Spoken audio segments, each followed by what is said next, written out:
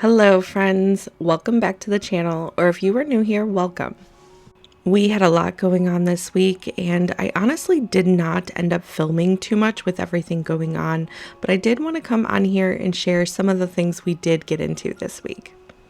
We have some new furniture that we're going to be putting together that I was really excited to show you and kind of get some inputs on it. And then we have a family-friendly dinner that I have had since before I could even remember. My mom used to make it as a kid, so we'll be getting into a little bit of that too. I also have a bit of an update for you guys with some things that have been going on. So I'm so glad that you are here with me today, and I am so grateful that you are on this journey with me.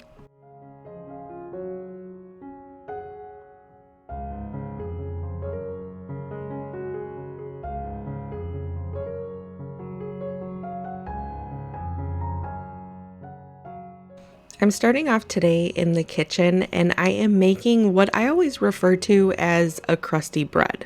So this is the recipe that when I was very intimidated by bread, but I wanted to start, this is the recipe I started with.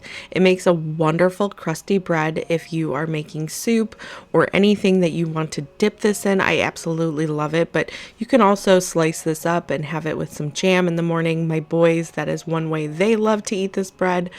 But this particular bread, it is so super easy. It comes together really easily and there are barely any ingredients. So if you are a little intimidated by baking some bread, but you want to give it a shot, I highly recommend starting with this loaf in particular. I'll have the recipe listed down below in the description box if you want to give it a try.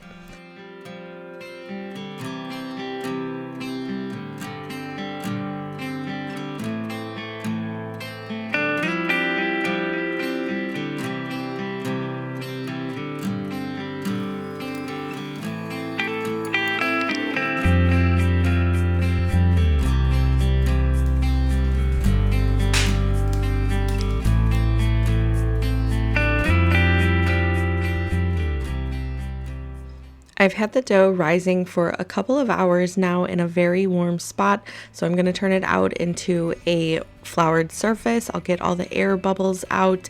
I'll knead it a little bit. This dough in particular doesn't really need too much, hardly at all, so I'm going to just kind of get it shaped into a loaf. Like I said, get the air pockets out, and then I'll put it onto a piece of parchment paper. I've also had the oven going at 450 degrees for the last about 30 to 40 minutes of the dough rising. So I have the oven going at 450, and then I also have my Dutch oven and the lid in there as well to kind of preheat. I like doing that. I feel like it makes for a really nice loaf of bread.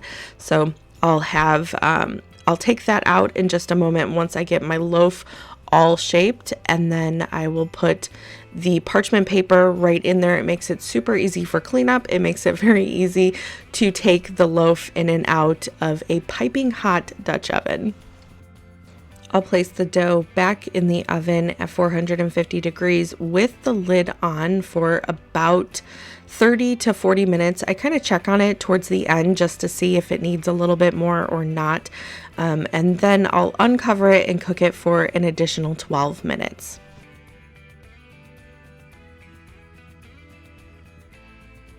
A little bit of a side note, but do you see my little goose right there? It's so cute. I actually took him down from the fridge and I put the paper mache one up there. I still have not painted it. I have so much going on that I am like behind on everything. But anyway, I ended up putting it up there just to get it out of the way.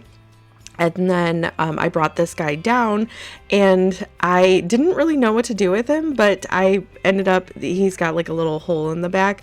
I put some Valentine candies in there for the kids. I thought it was just so cute. I need a little bit more to make it a centerpiece, but I thought it was super cute.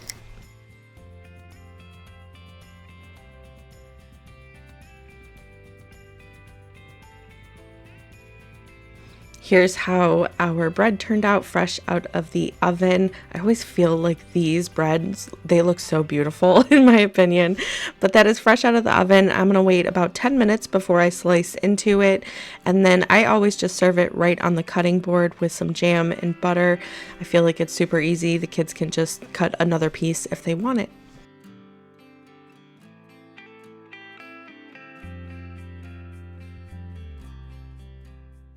If you can remember from my last video, I talked a little bit about using AI to kind of redecorate and redo some parts of my living room.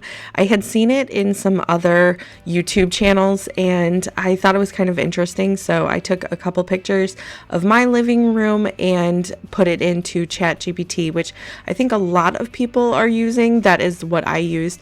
And just to see how ChatGPT would end up redecorating or remodeling my living room, I put in several different prompts and I was pretty happy with the results, honestly. I think my living room was a little confusing for it, to be honest, but the prompts that it did give me, I thought were really cool. Now, it does have several different things for like redoing some furniture, and I do actually plan on doing that, but I need to find a particular piece of furniture, and so we're not going to be getting into exactly that today. One of my biggest things was replacing my chairs. I've been on the hunt for quite a while for some new chairs, but I kind of switched it up a little bit, and I'm showing you the one I ended up getting. So what happened was we had two chairs there, and I at first was going to replace it with two new chairs. However, because of the arrangement for the furniture that I'll be doing, I felt like if I had two chairs, it would be too crowded. So that was when I started processing, well, maybe I'll just do the one chair. And because of that, I ended up taking one of the chairs out and I put it off to the side, and I wanted to see how we would like the space with just the one chair. During that time, I ended up finding a recliner that I really thought was nice, and my husband has been wanting a recliner for years and years, and I just kept telling him no, just for multiple reasons. But I ended up finding one, and I'm like, you know what, we can get this around Valentine's Day, and I can, even though we don't really celebrate Valentine's Day, I'm like, we could surprise him, and that could be his Valentine's Day gift.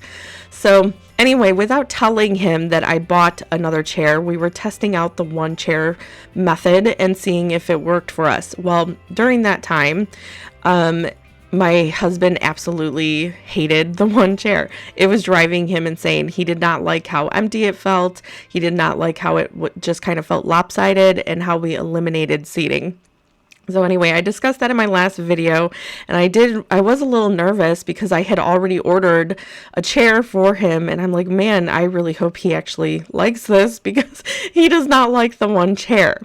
However, like I said, it was really imperative that there was only one chair with some of the updates that I'm going to be doing here soon. So anyway, we made the jump. We found this recliner, and I'm trying to put it together while he's at work to kind of surprise him. It did come a little bit early, but like I said, we don't usually celebrate Valentine's Day, so it is what it is, but we were able to surprise him with it, and I hope he's able to live with just having one chair.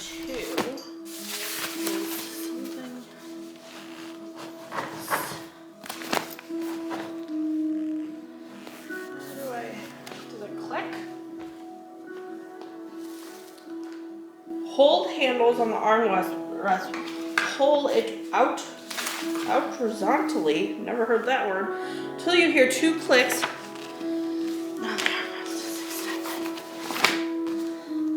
Little bit of a spoiler alert, but I struggled with every single step of these instructions. It just was not working for me, and at this point I was struggling with the armrests. You can see now that they're fixed because I ended up calling down my daughter and she helped me with them. Insert the arm covers. This.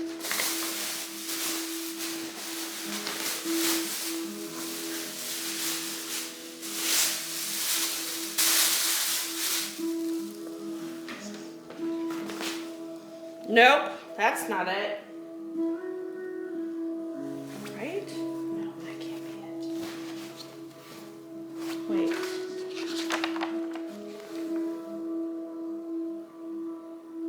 times 2. D. Okay, well, that says it is.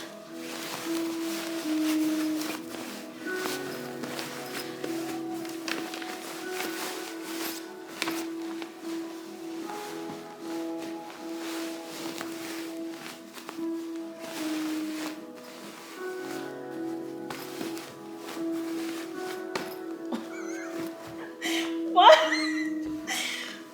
This can't be right.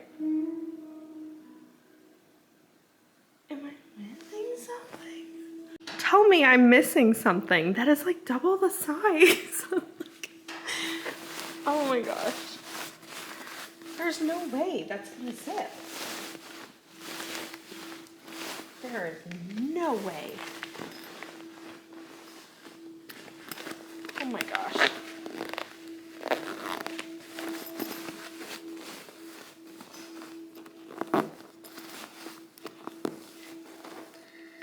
We're gonna get it.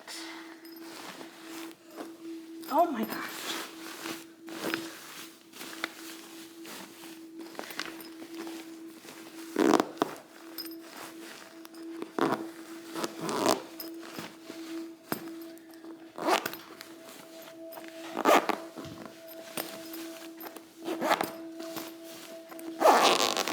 Oh my gosh, it fit.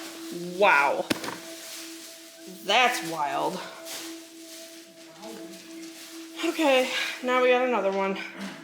I'm not crazy, right? Like, it is so much larger than what this was. I saw those in the box and I just thought that they were for like the back of it or something. I don't know, but I'm just like, surely that cannot be the armrest. I thought I was missing something. But like I said, it was like this entire time it was one thing after another. Every single time I would move to the next step, there was just these very vague pictures explaining what I was supposed to be doing, and like 2 words maybe, like zip or something, and I'm just like, oh my gosh, you have to be kidding me. There is no way. So I thought for sure that I had it wrong, and I messed with these with this step and then every step afterwards basically too. And my son, you can't see him, and I actually forgot to include that footage in this video, but he's actually just at the dining room table. He's working on some volunteer work, and he is making some blankets to donate. So anyway, he was doing that, and that's who I was talking to this entire time. He also kept kind of stepping over to help if I needed it. And then there were times that, we called my daughter down and she was kind of assisting. It was just a whole ordeal, and I never expected it to be like that for this chair. I thought it was just the funniest thing. Usually, like any furniture that I've bought, it's like in large pieces, like 2 or 3 maybe, but I put together this chair and I ended up showing my daughter at the end. I'm like, I don't know if I did this right. I don't know if it's gonna stay. Like, it might just collapse on us, but it is together, and that is how I'm gonna leave it. So anyway, it was a whole ordeal, and I thought it was kind of funny anyway going through this whole thing. I just kind of laughed the entire time. Another little bit of a story for you. So this day in particular, I had a doctor's appointment, and I actually think I'm going to do a video where I'm kind of discussing a medical update, because I did talk to you guys about what had happened on Christmas, and I have a little bit of a follow-up from that. So I was wanting to probably within the next week or so do a video where I do an update and kind of explain some things that I will be going through here shortly. But anyway, this day I had a doctor's appointment, and it was, my husband ended up taking me, and I said that, the chair was not supposed to be here until closer to Valentine's Day, like even questionable if it was going to be here before Valentine's Day. And so anyway, it was a little ironic that all of a sudden, the one day during the week that my husband was going to be home for just a very short period of time, he was going to take me to the doctor, drop me off, and then go right to work. So during that time period, he was not, hanging out at the house or anything. And I had gotten a notification that it was going to be delivered this day. And I'm like, what a coincidence. So I let my kids know, I'm expecting a delivery. If it comes while I'm gone, just put it in the garage so your dad doesn't see. And of course, the exact moment that my husband is walking out to his car to go to work is the exact moment that they pull up to deliver this in a box that clearly shows exactly what it was. So like I said, it's not that it was a huge surprise, but it was just so funny how it ended up working out, because he was able to see that I clearly ordered this before he left for work. And anyway, so he knew that there was something there. He just apparently did not, pay too much attention to it. And I was technically able to surprise him with it when he got home. And that was the biggest part. I wanted to be able to put it together for him and him to, be able to relax in it whenever he got home. So this is how it turned out. Like I said, it was a struggle every step of the way, but we got there, we put it together, and I really like how it turned out.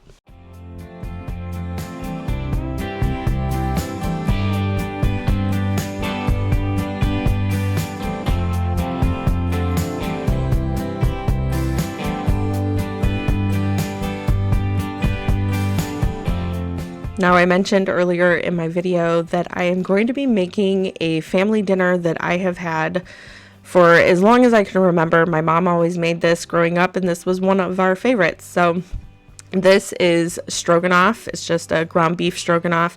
I keep it very simple.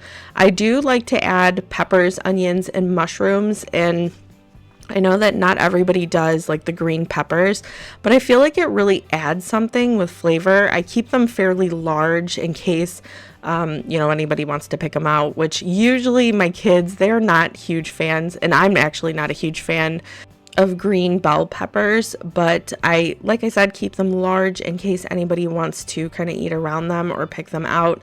But that was something I was making today. I feel like as an adult, these meals that you grew up with, they kind of tend to take on that coziness and hominess, and it just feels so comforting, at least for me, to have a meal that my mom used to make me when I was a kid. So I do make this. I don't make it as often as an adult, but here lately I have been kind of turning to that because I'm trying to keep things more simple with everything that's been going on. I'm just trying to kind of relax a little more, keep things a little simpler, and stuff that, are cozy and homey, things that we can enjoy during the winter time now that it's nice and cold. But this was something that, after a doctor's appointment, I didn't get great news, but I was kind of relieved in a way that I finally am starting to get answers. And however, they did find things, and that kind of just upset me, I guess, a little bit as well. So I was very indifferent about how I felt, and I knew that, coming home and having a nice, easy meal, but also one that I find a lot of comfort in, was something that I was wanting to do this day. So that is what I'm making, some beef stroganoff. And it's funny because now that I've been making it a little bit more often, Lincoln, my 8-year-old, he loves it. So every time I'm making dinner, usually I have kids trickling in that, what are we having? And they like to kind of, see, they like to look in the pots. I don't know. My kids are very interested in that kind of stuff. So they like helping and cooking and stuff like that. So usually they will come in during me making it, and they like to poke around and see what I'm making. And every single time that I say that I'm making stroganoff, Lincoln gets really excited. He says it's one of his favorites. Like I said, I like to keep this recipe very simple. I like to keep it how my mom made it when I was a kid, and she kept it very simple, and that is exactly how me and my family like it. So I have a pound of ground beef going in the skillet, and about halfway through it cooking, I like to add in the diced onions and the diced bell pepper. I wait a little bit longer until the meat and all that is kind of almost done before I put in the sliced mushrooms.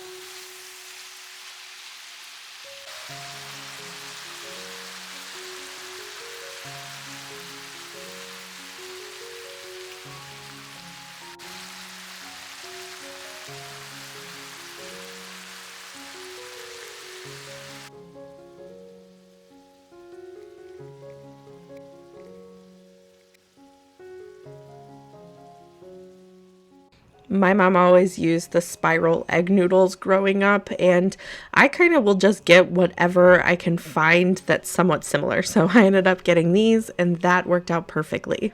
Once I have the noodles cooked through, I'll add in the pan of ground beef. I do also drain it before I add it into the noodles, so I did do that, and then I'm going to add that into the noodles.